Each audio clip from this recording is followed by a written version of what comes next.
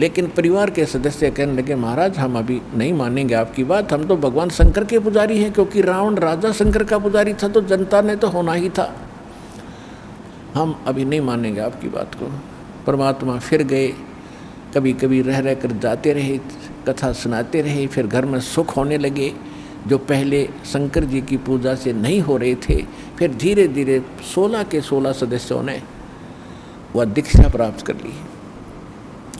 अब पहले तो वो कर्मवती जाती थी मंदोदरी के पास, तो कैसी बकवाद सुनाया करती थी, गंदी सटोरी अश्लील बातें कहानी सुनाकर उसको खुश करती थी। और फिर जब उसने ज्ञान सुना परमपिता परमात्मा से, तो फिर उसमें वह कैसेट, वो मेमोरी कार्ड दूसरा भर दिया भगवान ने। अब फिर वो लगी बोलने ये राम कथा अमर कथा, ये परमात्मा का ज्ञान सुनाने लगी। तो मंदोदरी भी भगवान की पिछले संस्कार तो थे ही इतने अच्छे, रानी जो बनी है कोई आम लड़की औरत नहीं होती, वह उसके पिछले पुण्य बहुत गजब के होते हैं, अच्छे होते हैं। लेकिन आगे वो पिछली बैटरी जो चार्ज है वो खराब कर रही होती है, जब तक आगे चार्जर शास्त्र अनुकूल साधना का नहीं लगता है, तो वो डिस्चार्ज एक दिन होनी है बैटरी तो जिस कारण से भी वो उसके अंदर तड़फ थी। तो मंदोदरी कहने लगी है कर्मवती, तेरे अंदर तक गोबर भरा था सारा, और तू तो सारी बकवाद सुनाया करती थी, और ये अच्छी बातें तेरे अंदर किसने फीड कर दी, मैंने उस आदमी का नाम बता, तेरे को तो सुधारना बड़ा मुश्किल था, और तू आज इतनी बड़ी आवाज़ बता भगवान के सत्र की, मैंने ये बता किसने भरा तेरे अंदर ये अच्छा माल। तब उसने बताया कि हमारे घर एक ऋषि आते हैं, उनका नाम मुनिंद्र जी है, और बहुत अच्छी कथा सुनाते हैं, उनके मुख से सुन लोगी तो रानी आप तो गदगद हो जाओगी। तो मंदोदरी ने कहा कि अब के जब तेरे गुरुजी आवे तो मेरे पास बुला के लाना। परमात्मा ने जाना ही था, तो मंदोदरी की रानी थी, रानी को एक नौकरानी का आदेश था, तो उसने सबसे पहले यही प्रार्थना रखी कि प्रभु हमारी राजा की रानी बहुत अच्छी है, मंदोदरी नाम है, और वह कह रही थी कि आपके गुरुजी को यहाँ बुला के लाना, मैं विचार सुनूंगी उनके। परमेश्वर ने कहा बेटा देखो आप नौकरानी और वो रानी, और मैं वहाँ जाऊँ, इसका पति जो रावण है वो महाभिमानी, और बेटी वहाँ जाने से मुझे कुछ वो कह देगा, मैं तो कुछ नहीं कहूँगा, लेकिन भगवान दुखी हो जाएगा। एक नियम है, परमात्मा कहते हैं अपना विधान स्वयं बताते हैं कि कबीर कहे अपने साधकों के मेरा संत ना दुखाइयो कोए, और संत दुखाए मैं दुखी मेरा आपा भी दुख होए। और फिर दूसरी बात है कि साधु संतों को बुलाया नहीं करते, उसको बोल देना, साधु संतों के पास खुद आया करते। कर्मवती को इतना ज्ञान सुन रखा था कि साधु को बाई ऑर्डर बुलाने से अगर वो आ भी गया और आशीर्वाद नहीं देगा, लाभ नहीं देगा, तो फायदा क्या होगा।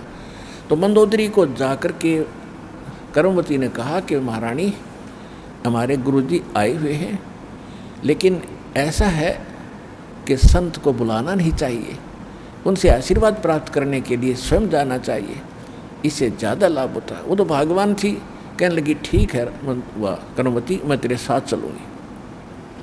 वो रानी स्वयं आई, मालिक के दर्शन किए, ओए होए कहते हैं साधु दर्शन राम का, और साहिब आवे याद, और लेखे में वाहे गड़ी बाकी का समय बर्बाद।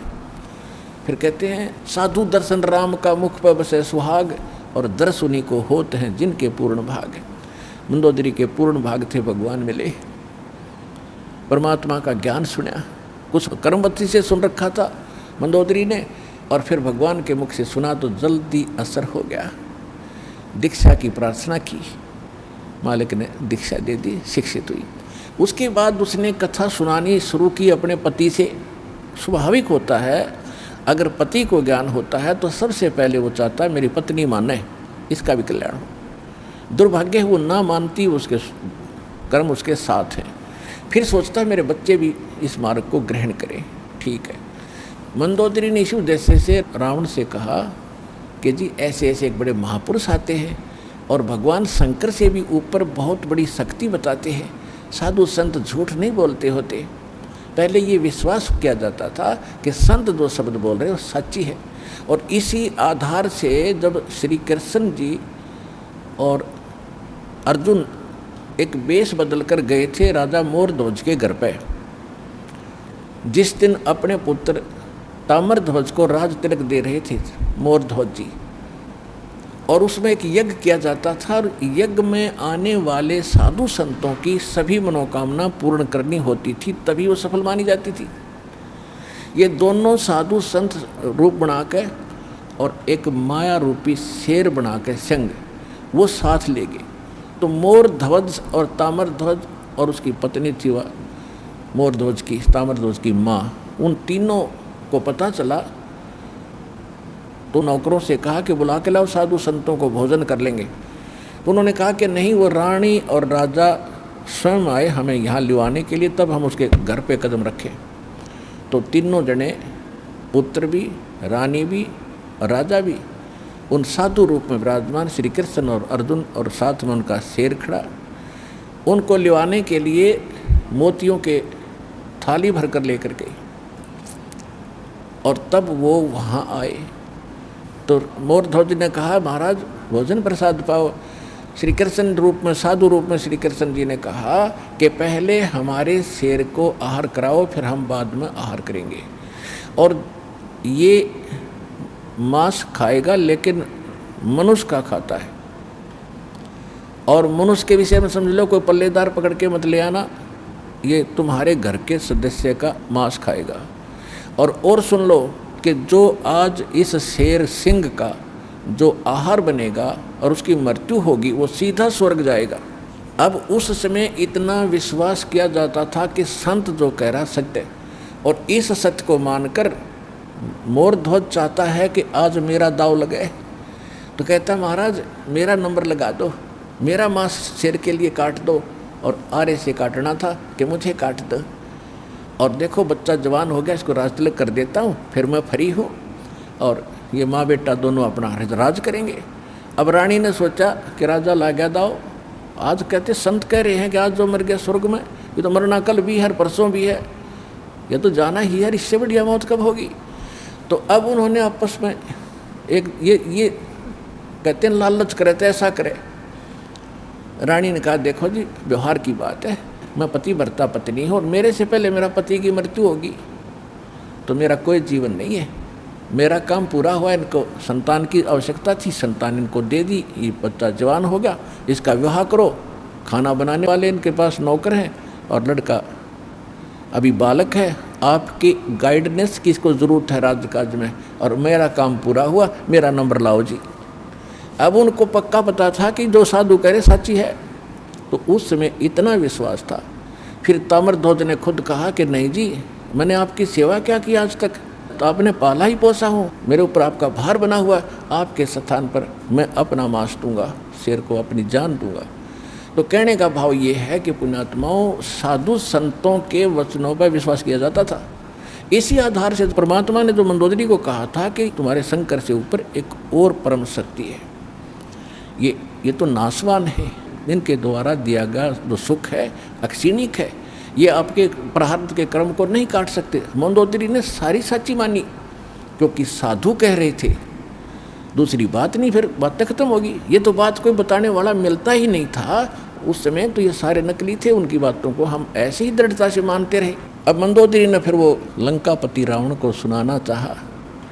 रावण के अंदर तक गोबर भरा था अहंकार शक्ति का, शंकर भगवान की पूजा करके सिद्धियां प्राप्त कर रखी थी, और मांस खावा शराब पीवा उसका यह अच्छी बात कैसे स्वभाव है। तो वो कहने लगा कि ए मूर्ख, तो शंकर भगवान से ऊपर मानती है, देख मेरे क्या ठाठ करा के हैं, 1 लाख मेरे पुत्र हैं, 1.25 लाख मेरे नाती हैं, और देख सोने की लंका बना रखी है, अरे क्या देगा तुझे वो भिखारी। मंदोदरी ने बहुत कोशिश की पर बुद्धि भ्रष्ट के बाद पल्ला पड़ी नहीं। फिर मंदोदरी ने कहना ही बंद कर दिया। उसके बाद फिर क्या होता है कि उसने सोचा चल और कोई मेरी चर्चा सुनने वाला नहीं, ये ऐसा ज्ञान है इंसान दूसरे को सुनाए बिना रह नहीं सकता। तो उसने अपने देवर रावण के छोटे भाई विभीषण से समझाया ये ज्ञान, और विभीषण ने ये ज्ञान स्वीकारा, और विभीषण ने भी परमात्मा से दीक्षा ली और वो भक्ति की। अब हम आते हैं उस बात पर कि जिस समय सीता जी का अपहरण हो गया और उसकी खोज हो रही थी, कोई पूर्व में ढूंढ रहा था, कोई पश्चिम में खोज रहा था, कोई उत्तर, कोई दक्षिण में। जैसे किसी की गाय गुम हो जाए, कोई इधर घूम रहा है, कोई इधर ढूंढ रहा है, कोई ऐसे हो रहा है, ऐसी दशा थी। अब यहाँ इस कथाओं से आपको बहुत सा निर्णय मिलेगा, और आपने ये कथा खूब सुन रखी थी पर इनका निष्कर्ष नहीं निकाला था। अब जैसे जड़ी बूटियाँ रखी हैं और उनकी गुण भी लिख रखे हैं, बड़ी अच्छी हैं, लेकिन उनसे औषधि बनाने वाला जब तक नहीं मिलेगा तो उन जड़ियों से क्या लाभ है, उनके ज्ञान से भी, उनकी कथाओं से भी। आपने ये भी सुना होगा कि जिस समय श्री रामचंद्र जी की सीता उठा ली गई थी और वो पेड़ पौधों से भी लिपट लिपट कर पूछ रहे थे, डकरा रहे थे, रो रहे थे, पशुओं से भी गले से मिलकर पूछ रहे थे, आपने मेरी सीता देखी। आकाश से कहते हैं भगवान शंकर और पार्वती ऊपर से देख रहे थे कि नीचे कौन रो रहा है। तो भगवान शंकर ने उनको प्रणाम किया ऊपर से ही, क्योंकि ब्रह्मा विष्णु शिव ये तीन भाई हैं। ब्रह्मा जी बड़े हैं, विष्णु जी बीच वाले हैं, शंकर जी सबसे छोटे हैं। और पार्वती जी तो शंकर भगवान को सुप्रीम पावर मानती थी, एक तो पति परमेश्वर, फिर महादेव नाम से जाने जाते थे। तो पार्वती जी ने कहा कि आप महादेव होकर के किसको नमन कर रहे हैं, कि सामने त्रिलोकीनाथ भगवान विष्णु है, नीचे उनकी पत्नी सीता को कोई उठा ले गया है, वो लीला करने आए हुए। अपने बड़े भाई यानी भगवान को, विष्णु भगवान को मैं प्रणाम कर रहा हूँ। अब पार्वती जी ने सोचा कि भाई भगवान रोए, ये दोनों बात नहीं हो सकती। ये रामचंद्र दशरथ पुत्र है, ये रो रहा है, भटक रहा है, इसको आप परमात्मा कह रहे हो। भगवान शंकर बोले पार्वती आप नहीं जानते, ये सचमुच ऐसा ही है, इनको अब नहीं कोई पहचान पा रहा है। तो पार्वती ने कहा कि मैं परीक्षा लूँगी और सीता रूप बना कर जाऊँगी, यदि ये मुझे पहचान लेगा तो मैं मान लूँगी वो भगवान है, और नहीं तो मैं कतई नहीं मानूँ। तो भगवान शंकर ने कहा कि यह गलती मत करना, यदि तूने सीता रूप बना लिया तो तू मेरे काम तक गई, तू मेरे बड़े भाई की पत्नी का रूप बनाओगी तो मेरे लिए पत्नी रूप में स्वीकार्य नहीं रहेगी, तो माँ के तुल हो जाएगी। उस समय तो पार्वती ने कहा कि ठीक है, नहीं मैं नहीं जाऊंगी जी। अब शिव जी गए सैर सपट्टे को, और आदत है ये, इस मन का स्वभाव है कि क्या पता चलता, भी 2 मिनट में परीक्षा लेकर आती हूँ। सीता रूप बनाया, रामचंद्र जी के सामने खड़ी होगी, जिधर से रास्ते में खोजता हुआ जा रहा था। रामचंद्र जी ने कहा कि हे दक्ष पुत्री माया, हे राजा दक्ष की बेटी, आप भगवान शंकर को कहाँ छोड़ आई, अकेली कैसे वन में। तो शर्मिंदा हुई और कहा कि सचमुच शंकर भगवान जी आपको ठीक ही प्रणाम कर रहे थे, नमन कर रहे थे, आप तो सचमुच भगवान हैं। अपने आत्मा यहाँ देखना एक पॉइंट सोचने का है। श्रीमद् भगवत गीता अध्याय नंबर 7 के श्लोक नंबर 6, 7, 8 में स्पष्ट किया है कि ये काल बोलता है गीता को, जो ब्रह्मा विष्णु में इसका पिता है। ये कहता है कि अर्जुन, बुद्धिमानों की बुद्धि और बलवानों का बल मेरे हाथ में है, जब चाहे स्विच ऑन कर दूं इनकी बुद्धि का, और जब चाहे ऑफ कर दूं। जैसे महाभारत के अंदर अर्जुन को ताकत दे दी और लाखों लोगों का नाश कर दिया उस काल से प्राप्त शक्ति से, और फिर वही अर्जुन जब श्री कृष्ण जी का निधन हो गया था, हत्या हो गई थी और सारे यादव आपस में लड़ मरे थे, उनकी पत्नियों को लेकर आ रहा था, रास्ते में जंगली लोगों ने, भीलों ने अर्जुन को पीटा, लूटा, और वही धनुष जिसे महाभारत का युद्ध जीता था वो साथ लिए हुए रहता था उसको, और उस दिन उसके हाथ नहीं उठे, खड़ा खड़ा कांपे वो। जब सारा काम हो लिया, वो भील भ्याल पीट कर लूट कर कुछ औरतों को भी ले गए और चले गए, तब अर्जुन कोस रहा श्री कृष्ण जी को कि श्री कृष्ण बड़ा धोखेबाज था, इसने हमारे साथ बड़ा धोखा किया है। पहले तो मुझे शक्ति दे दी और ना जाने कितने जीवों का नाश करा मैंने, और आज मैं खड़ा खड़ा पिट रहा हूँ, वही अर्जुन हूँ और वही गांडीव धनुष है मेरे पास, आज ये मेरे से प्रतिज्ञा भी नहीं चढ़ाई जा रही इसकी। तो परमात्मा ने बताया कि ना श्री कृष्ण धोखेबाज था, ये सारे इस काल के अधीन हैं, इसके रिमोट से चलते हैं। तो उसी ने काल ने जब विनाश करना था महाभारत का, तो अर्जुन को ताकत दे दी और फिर वापस ले ली, उसने अपना काम करा दिया जो करना था नाश। अब अर्जुन कितना पिट्टो। इसी प्रकार ये कहता है बुद्धिमानों की बुद्धि मेरे पास है। अब जब श्री रामचंद्र जी की खुद पत्नी गुम थी, उसका तो पता नहीं उसने कौन उठा लेगा, ढूंढते फिर जैसे गायें गुम हो जाया करे। हर वह पार्वती पहचान ली, तू तो पार्वती है, सीता नहीं है, तो वहाँ उसकी ऑन कर दी और फिर ऑफ कर दी, अब खा धक्के। अब क्या होता है, अब हनुमान जी ने छलांग लगाई, एक सिद्धि है जो आकाश में उड़ जाने की प्राप्त हो जाती है। आकाश मार्ग से जाके वो लंका में प्रवेश हुआ हनुमान जी। उनको कुछ आभास हो गया था, किसी जटायु नाम के एक पक्षी ने बता दिया था कि लंका का राजा रावण उठा कर ले गया, इसलिए वहाँ जाने की और किसी में हिम्मत नहीं थी। सूरवीर बलवान थे, हनुमान जी ने कहा कि मैं जाऊँगा तो कुछ ऐसी निशानी दो मुझे ताकि मुझे पहचान सके कि मैं ऐरा गहरा व्यक्ति नहीं हूँ, मुझ पर विश्वास करे माता। तो कहते हैं रामचंद्र जी ने अपनी छाप दे दी, अंगूठी निकाल के उस पर नाम लिखा था उनका, और उसको सीता खूब पहचानती थी। उधर से सीता को घना दुखी कर ही रखा था, सता रखा था रावण ने, एक नौलखे बाग में छोड़ रखा था और उससे रोजाना यातना दिलाता था और अपनी पत्नी बनने की स्वीकृति वो उससे करवाना चाहता था, वो उसने स्वीकार नहीं की। और रावण को एक श्राप लगा हुआ था कि तू कभी किसी औरत के साथ बलात् नहीं कर सकेगा, स्वेच्छा से कोई संपर्क हो तो वो अलग बात है, लेकिन तू किसी का ऐसे ज़बरदस्ती नहीं कर पाएगा, नहीं तो गल जाएगा तू।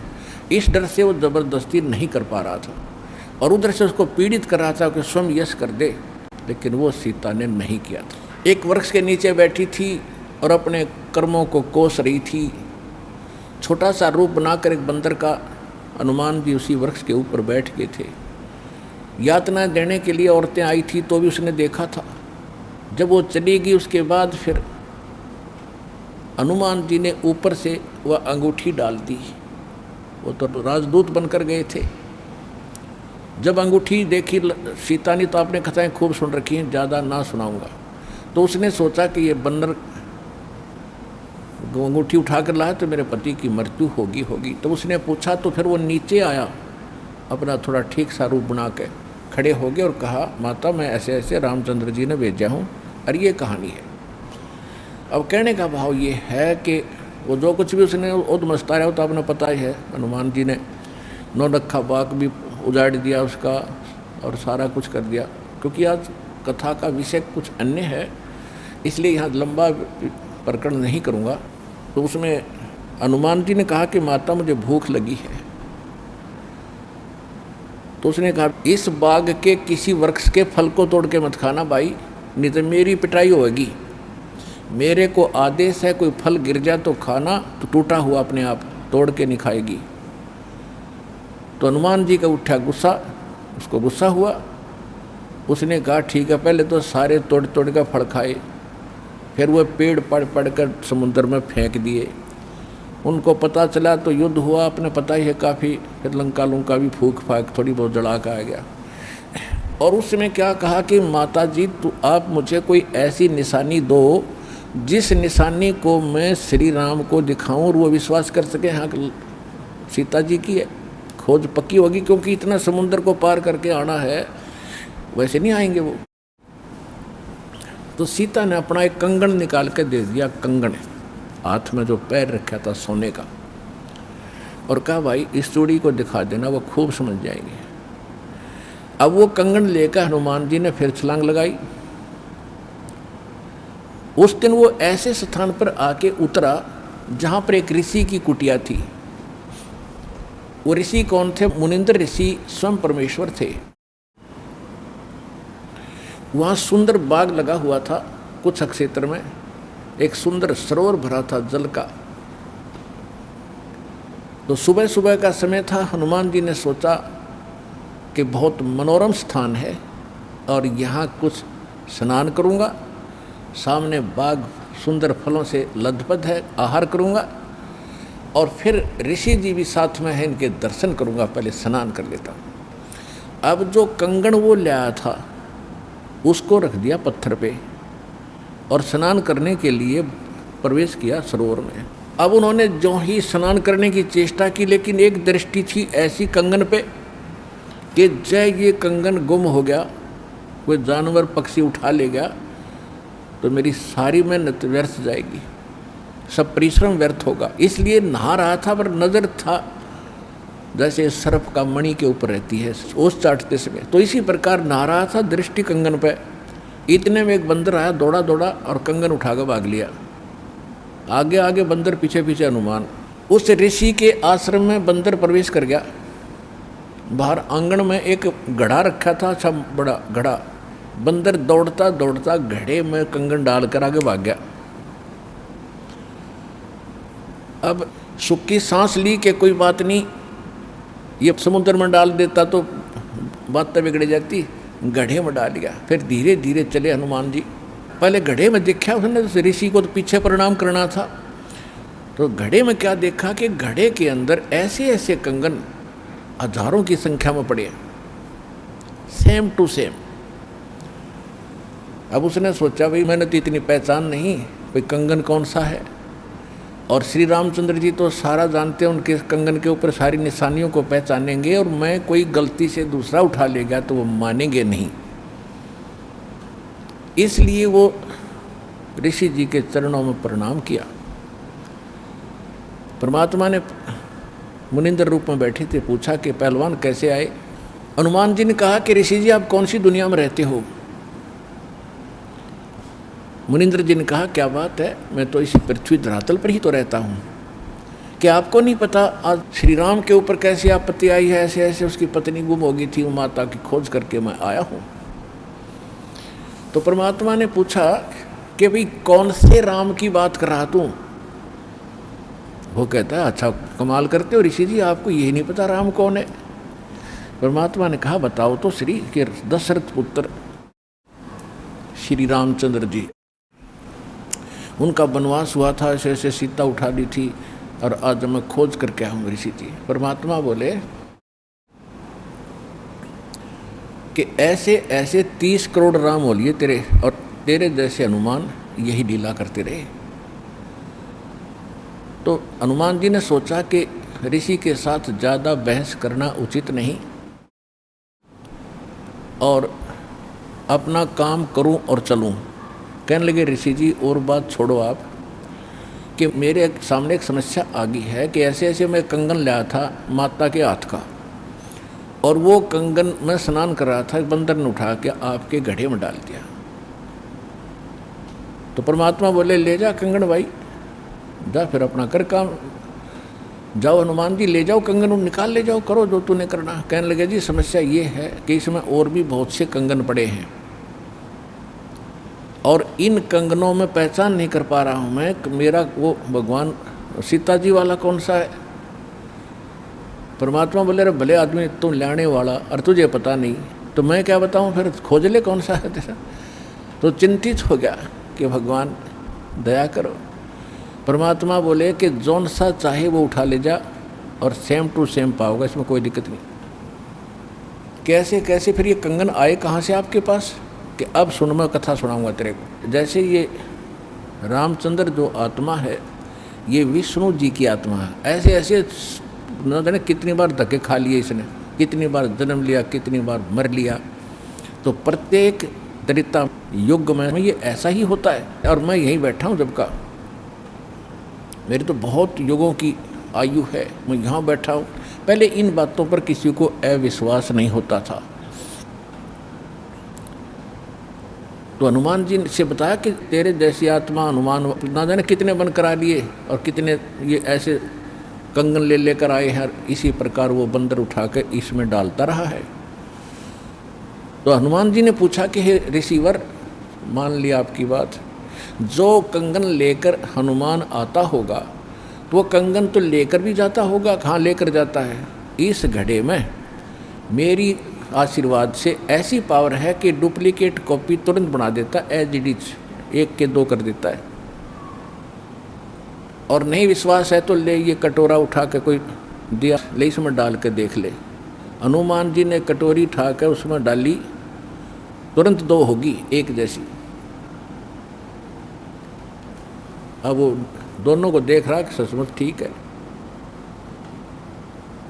तब हनुमान जी को कुछ विश्वास हुआ कि संत नहीं, ये कोई और ही महापुरुष हैं, बड़े सिद्धि युक्त हैं और सारी कथा को सही जानने वाले हैं। लेकिन कहा महाराज मैं आपकी बात से सहमत हूँ, होगा कोई और भगवान, पर अब मुझे समय नहीं आपकी सारी बात सुनने का, क्योंकि मैं परमार्थ के काम में लगा हूँ। परमात्मा बोले भाई ठीक है, ले जाए, कोई कंगन निकाल ले जाए बेटा, सारे एक जैसे मिलेंगे। वो उठा कर ले गए कंगन को, लेकिन हनुमान जी को फिर भी विश्वास नहीं हो रहा था। जब श्री रामचंद्र जी को दिखा दिया और रामचंद्र जी ने ओके कर दिया, जब हनुमान जी को संतोष हुआ कि 3100 की 100 सच बात हो, उधर से वो ऋषि की घटना भी नहीं भूल पा रहा था, उधर से फिर युद्ध भी शुरू होना था। कहने का भाव ये है, बात फाइनल होगी कि सीता वहाँ है, सारे लक्षण बता दिए, और वो कंगन को देखकर रामचंद्र जी को विश्वास हुआ। अब समस्या आई कि उसके ऊपर पुल बनाएंगे समुद्र पर। वो कथा आपको सुना दी कि 3 दिन तक स्वयं रामचंद्र जी घुटनों पानी में खड़ा होकर के याचना करता रहा। तीसरे दिन जब उसने कहा लक्ष्मण से कि बड़ा अग्निबाण दे, ये लातों के भूत बातों से नहीं मानते, इसको फूंकता हूँ। 3 दिन हाथ जोड़ता रहा कि हे सागर राज मुझे रास्ता दे दो, ये मान नहीं रहा। तब विपर रूप धारण करके समुद्र आया।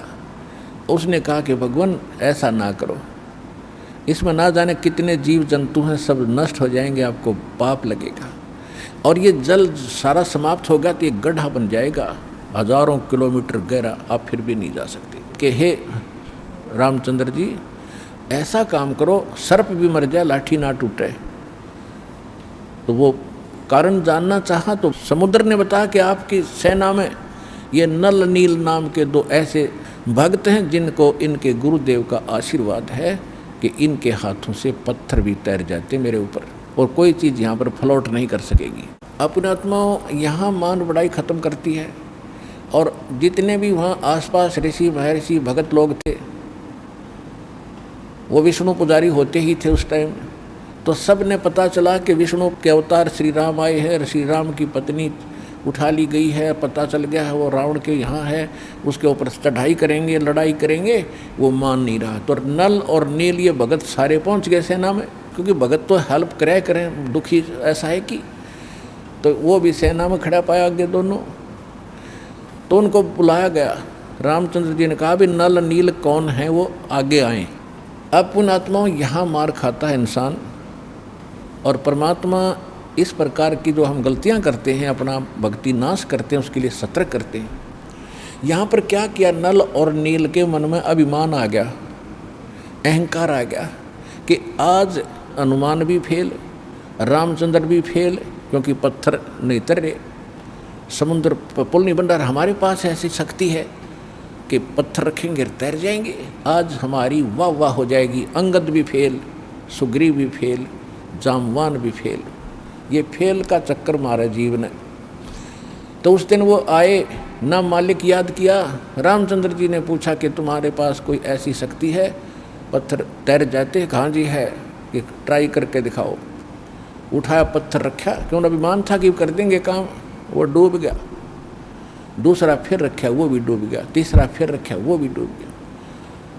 अब रामचंद्र जी समुद्र की तरफ देख रहे हैं, विपर रूप में खड़े थे, ब्राह्मण रूप में, और ये कहना चाह रहे हों कि तू झूठ बोलता था, इनके पास कोई पावर नहीं। तभी समुद्र ने कहा, विपर रूप में खड़े समुद्र ने, क्योंकि ये देवता होते हैं, ये जल जो है ये देवता नहीं है, जल का कंट्रोलर एक देवता है, उसको वरुण कहते हैं। वो आकर खड़ा हो गया, तो वो कह रहा था कि हे नल नील, आज आपने गलती की भाई, आज तुमने अपना गुरु तो याद किए ही नहीं, तुमने तो नाश कर दिया बात का, करो याद उस मालिक को। तब उनको भी याद आया कि हाँ बोली गलती बन गई आज तक। तो यहाँ परमात्मा बताते हैं, जैसे माता गर्भ को रख यत्न बनाए, ठेस लगे तो छन होवे तेरी ऐसे भक्ति नसावे। जैसे किसी बहन बेटी को गर्भ रहा हो तो उसकी कितनी केयर टेक करती है वह उस लाल को सफल करने के लिए कि मेरा गर्भ पूरा हो और बच्चे का मुंह देखूं मैं।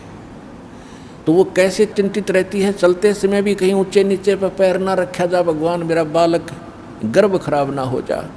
रात को सोती है, करवट लेती है, तब भी एकदम उठ के उधड़क जाती है कहीं बच्चे पर दाब ना आ गई हो, मेरा गर्भ ना खराब हो जाए। तो कहते हैं जैसे माता गर्भ को और रखे यतन बनाए और ठेस लगे तो छन हो जाता है, तेरी ऐसे भक्ति नसावे।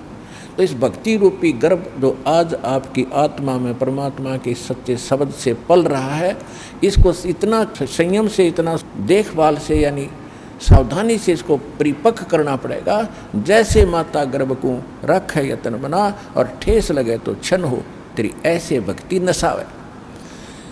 तो छोटी मोटी हम गलती कर देते हैं लापरवाही में, क्योंकि हमने इस लाल की कीमत का नहीं पता, जो आज हमारी आत्मा में सत भक्ति रूपी जो मालिक का मंत्र से गर्भ रह रहा है, यानी आत्मा प्रफुल्लित हो रही है, जो भक्ति रूपी जो लाल हमारे अंदर बन रहा है, इसको ऐसे संभाल के रखना है, ना अभिमान करना है, कोई मर्यादा भंग नहीं करनी है, नहीं तो फिर नुकसान हो जाएगा, आपकी भक्ति नष्ट हो जाएगी। अब उन्होंने परमात्मा को याद किया, रे नल नील यतन करे हार, तब सतगुरु से करी पुकार। रे नल नील यतन करे हार, तब सतगुरु से करी पुकार। जा सतरे खोल खी अपार सिंधु पे सिला तिराने वाले। जा सतरे खोल खी अपार सिंधु पे सिला तिराने वाले। धन धन सतगुरु सत कबीर भगत की पीड़ मिटाने वाले। धन धन सतगुरु सत कबीर भगत की वो पीड़ मिटाने वाले। नल नील ने जब याचना की हृदय से, ये भगवान गलती बन गई, आपके हाथ में इज्जत है हमारी, तो उसी समय परमात्मा वहाँ प्रकट हो गए। थोड़ी सी दूरी पर सब ने देखा कि वो कौन आ रहा सामने। नल नील ने भी देखा, ये तो मेरे गुरुजी आगे हमारी पुकार सुन ली इन्होंने। जब मुनिंदर जी निकट आए, सभी ने दंडवत प्रणाम किया, श्री राम ने, हनुमान ने, सब ने। हनुमान जी ने देख लिया, बाबा जी तो वही है भाई, ये तो बिल्कुल सही, ये तो शक्तिशाली ऋषि हैं। लेकिन उस समय और वार्ता करने का समय नहीं था, जो समस्या थी वह उनके सामने अड़ी हुई थी। तब श्री रामचंद्र जी ने मुनिंद्र ऋषि से अर्ज की थी, भगवान आज हमारे सामने ये समस्या आई है, अभिमानी रावण हमारी याचना नहीं मान रहा है। हमने उसे खूब दूत भेजकर, अंगद को, हनुमान जी को, सबको भेजकर उससे प्रार्थना कर ली है, इसको लौटा दे मेरी पत्नी को। वो माना नहीं, अब नहीं माना तो हमने युद्ध करना पड़ेगा और उसके लिए रास्ता चाहिए समुद्र पर। समुद्र रास्ता दे नहीं रहा। इसने विधि बताई कि आपके शिष्यों के पास यह शक्ति थी, मेरा दुर्भाग्य कि आज इनके हाथों में भी शक्ति नहीं रही। तो परमेश्वर ने कहा कि आज के बाद इनके हाथों में यह शक्ति रहेगी भी नहीं। इन्होंने बहुत बड़ी गलती की है, जो मैं रोज़ बताता हूँ कि अभिमान से भगवान कोसों दूर है, और इतने दिन के बाद इतना दुख था इनके ऊपर, इन्होंने फिर बकवास कर दी। अब इनके पास यह शक्ति नहीं रही। तो श्री रामचंद्र जी ने कहा कि हे ऋषिवर, मेरी समस्या का समाधान करो। जब आप अपने बच्चों को, अपने शिष्यों को आशीर्वाद दे सकते हो, शिला चढ़ाने का, तो आप खुद भी कृपा बरस सकते हो, मेरे लिए लंका में जाने का रास्ता बना दो। तब परमेश्वर ने कहा ठीक है भाई, मेरा वचन है तेरे बाप तय। परमेश्वर ने कहा था कि तेरे बाप से मेरा वचन है कि तेरा पुल बनवाऊंगा। अब ये रामचंद्र जी का समझ में नहीं आई कि मेरे बाप से और क्या वचन है, इनका क्या वायदा है। परमात्मा ने अपनी प्यारी आत्मा धर्मदास जी को बताया था कि जब मैं प्रथम सतयुग में सतलोक से यहाँ आ रहा था तो बीच में इस काल की एक तपस्या है, वहाँ पर जीव दुखी किए जा रहे थे और मैं जोग जीत रूप में अपने पुत्र के रूप में वेशभूषा में था। तो इसने पहले मेरे साथ कुछ बकवास करी थी, ज्योति निरंजन ने इसकी पार नहीं बसाई थी, तो मेरे चरणों में गिर गया था और इसने मेरे से वचनबद्ध करवा कर कुछ प्रार्थना की थी कि कुछ और सुविधा मुझे देना। उनमें से एक तो ये थी कि मेरा पुत्र विष्णु श्री राम रूप में जाएगा और ऐसे उसके प्रारब्ध में लिखा है कि उसकी पत्नी को रावण उठाएगा, समुद्र पर पुल नहीं बनेगा, आपके बगैर वहाँ कोई कृपा नहीं कर सकेगा, उसकी हेल्प नहीं कर सकेगा। तो परमात्मा ने स्वीकार किया था कि मैं ये काम भी करूँगा। फिर दूसरा वर्ग क्या था कि वो फिर समुद्र के ऊपर उसने जो तीर त्यार दिखा के ज़बरदस्ती धमका के रास्ता लेना चाहा था, इसका प्रतिशोध समुद्र लेगा। वो क्या करेगा कि जब ये श्री कृष्ण रूप में जाएगा और फिर ये क्या करेगा, बाद में मृत्यु के उपरांत एक राजा को दर्शन दे करके जगन्नाथ का मंदिर बनवाना चाहेगा अपनी महिमा बनाए रखने के लिए। तो उस पुरी के स्थान पर जो जगन्नाथ मंदिर बनवाओगा उसको समुद्र इस प्रतिशोध में नहीं बनने देगा कि इसने मेरी बेइज्जती की थी तीर दिखा के राम रूप में, इसका प्रतिशोध लेगा और वो मंदिर न बनने नहीं देगा, बार बार तोड़ेगा।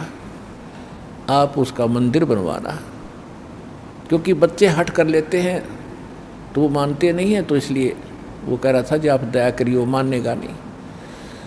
तो परमेश्वर ने कहा था तथास्तु। और भी कई चीज़ें कही थी कि दूसरा ये मांगा था कि 3 युगों में जीव थोड़े पार करना, क्योंकि परमात्मा ने कहा था कि मैं कलयुग या तेरे नीचे के लोकों में जाऊंगा और तूने सबको मिसगाइड कर रखा है, सच्चा भगवान सच्चा ज्ञान छुपा रखा है, मैं सच्चाई बताऊंगा और सबको ज्ञान दूंगा, ऐसी भक्ति और नाम दूंगा, सभी तेरे लोक से पार होकर सतलोक जाएंगे।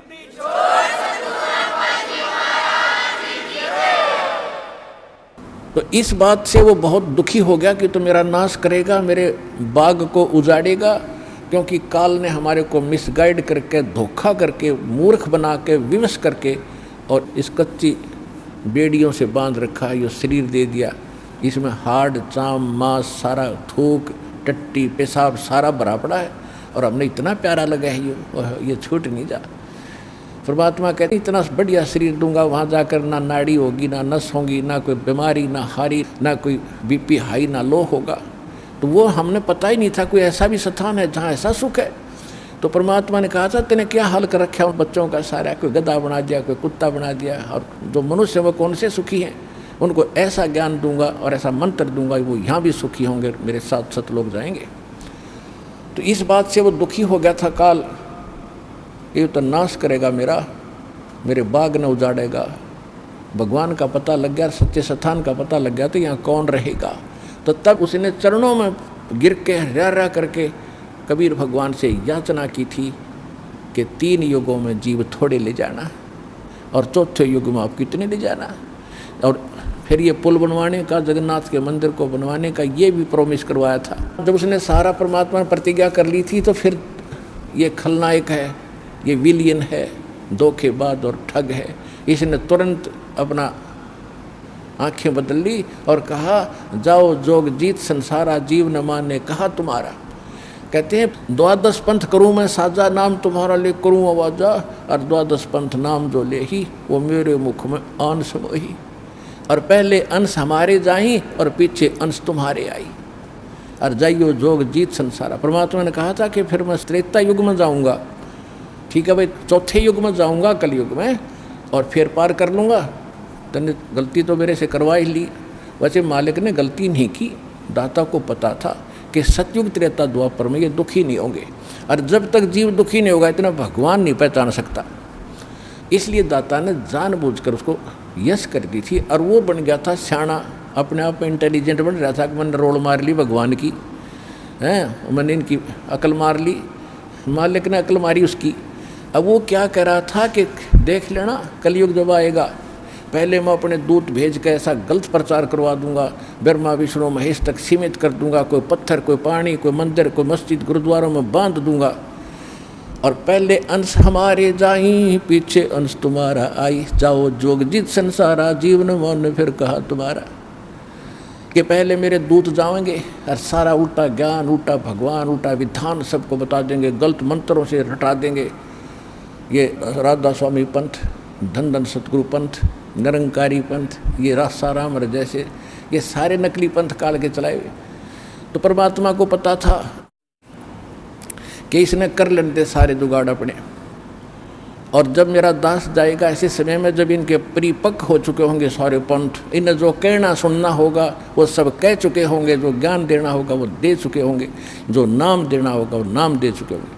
और जब मेरा दास जाएगा वो प्रमाणित करके दिखाएगा कि सच्चाई ये है झूठ ये है, तो 2 मिनट में मेरे बच्चे मुझे पहचानेंगे और मेरे पास आ जाएंगे।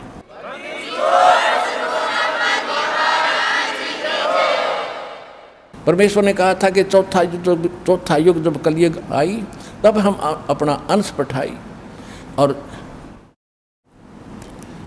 घर घर देखो बोध विचारा, और सतनाम सब ठोर उचारा।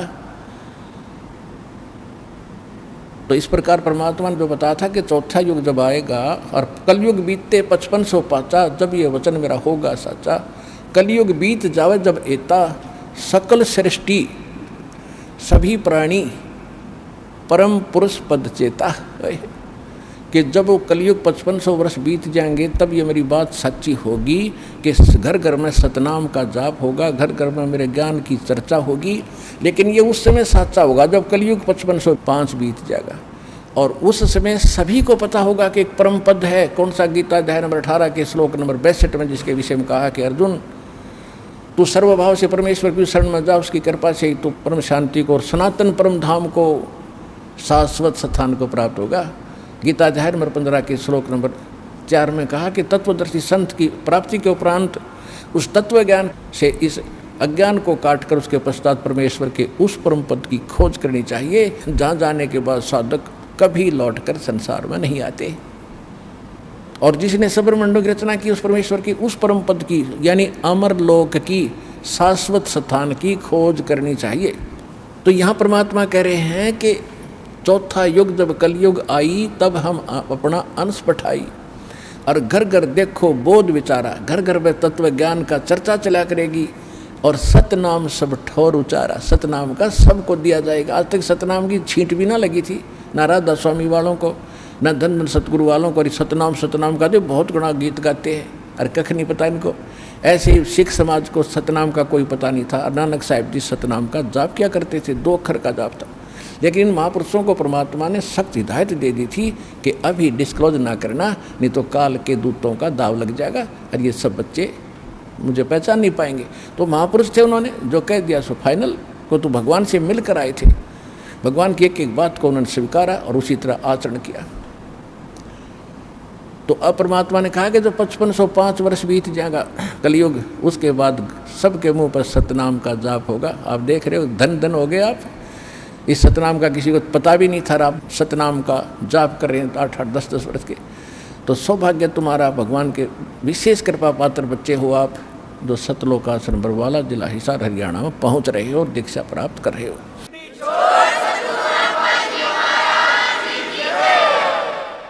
अब प्रसंग आया है कि परमेश्वर ने कहा था कि मैंने तेरे बाप से वचन कर रखा है, इसलिए मैंने आना पड़ा और ये पुल बनवाऊंगा मैं। अब रामचंद्र के बात समझ नहीं आ, मेरे पिता से कैसे वचन हुए होंगे। सोचा कभी बात होगी इनकी, पिताजी के पास साधु संत आते ही रहे थे। तो परमेश्वर एक सोटी ले रहे थे हाथ में, डंडा, और परमात्मा ने कहा कि आ जाओ मेरे साथ साथ, इस पहाड़ के चारों तरफ एक चक्कर लगाता हूँ। निशान लगा दी, रेखा कि एक बहुत बड़ा पहाड़ था, उसके चारों तरफ का एक लाइन खींचा है, रेखा। परमात्मा एक रेखा खींच दी डंडी से कि इसके बीच बीच के पत्थर मैंने हल्के कर दिए, फ्लोटिंग कर दिए, और इनको उठाओ और फोड़ो, तराशो और पुल बनाओ। नल और नील को फिर भी सेवा दे दी कि ये राज मिस्त्री रहे हैं और इनको पत्थर तराश के सेट करना आता, इसकी मदद लेना, और नल नील सहायता करना इस परोपकार में। तो नल नील ने वो राज का काम कराया था उनमें, उनको तराश तरुश के एक दूसरे में फंसा दिया ताकि वो अड़े रहे। लेकिन आशीर्वाद कबीर भगवान मुनिंद्र जी का था, जिससे वो पत्थर तरे थे और लंका पर चढ़ाई करने के लिए समुद्र पर पुल बना था। धन धन सत्य गुरु सत्य कबीर भगत की पीड़ मिटाने वाले। धन धन सत्य गुरु सत्य कबीर भगत की पीड़ मिटाने वाले, भक्त की पीड़ मिटाने वाले, भक्त की पीड़ मिटाने वाले। धन धन सत्य गुरु सत्य कबीर भगत की पीड़ मिटाने वाले। रहे नल नील यतन कर हार, तब सतगुरु से करी पुकार। रहे नल नील यतन कर हार, तब सतगुरु से करी पुकार। जा सत रेखा लिखी अपार सिंधु पे, सिला तिराने वाले। जा सत रेखा लिखी अपार सिंधु पे, सिला तिराने वाले। धन धन सतगुरु सत कबीर भगत की पीर मिटाने वाले। डसी सर्प ने जब जा पुकारी, इंद्रमती अकुलाए। डसी सर्प ने जब जा पुकारी, इंद्रमती अकुलाए। आपने तुरंत करी सहाय बेरूली, मंत्र सुनाने वाले। आपने तुरंत करी सहाय बेरूली, मंत्र सुनाने वाले। धन धन सतगुरु सत कबीर भगत की पीड़ मिटाने वाले। दामोदर सेठ के होते अकाज, अर्ज करी डूबता देख जहाज। दामोदर सेठ के होते अकाज, अर्ज करी डूबता देख जहाज। लाज मेरी रखियो ग्रीव नवाज, सिंधु से पार लंघाने वाले। लाज मेरी रखियो ग्रीव नवाज, समुद्र से पार लंघाने वाले। धन धन सतगुरु सत कबीर भगत की पीड़ मिटाने वाले।